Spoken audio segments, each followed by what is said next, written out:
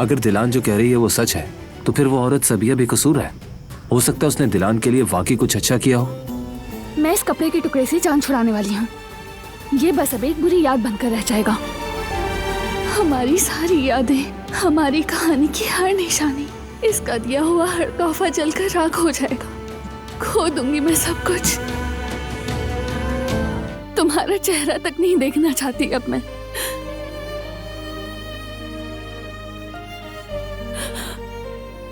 एक ही कमरे में रहना भी नाकाबिले बर्दाश्त है। तुम मेरी जिंदगी बन चुके हो, मेरी उम्मीद, मेरी मुस्कुराहट, मेरी हिम्मत की वजह। कोई आग ये सब नहीं जला सकती। तुम्हें मुझसे अब कोई नहीं छीन सकता। क्यों कर रही हो ये सब?